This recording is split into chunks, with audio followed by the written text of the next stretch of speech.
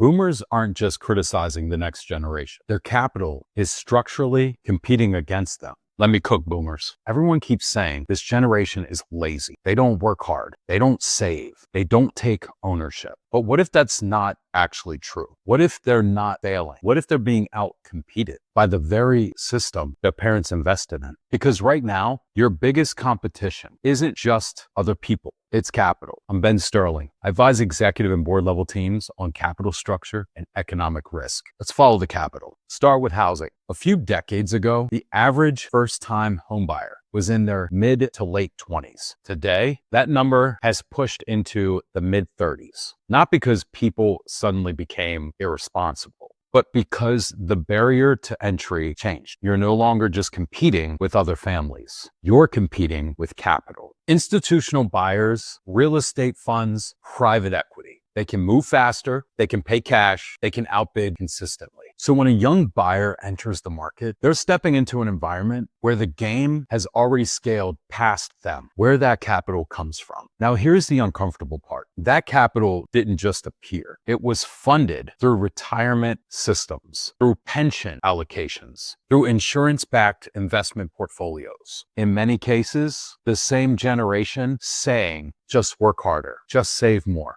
just buy a house, is the same generation whose money is being deployed into funds buying those homes first. So culturally, they expect independence, but financially, their capital is competing against it. Job market shift. Now apply that same pressure to the job market. Companies today are optimized for efficiency, margin, scale. So what happens? Fewer entry-level roles, higher qualification thresholds, global competition. There are now cases where college graduates are struggling more to find work than previous generations without degrees because the system changed.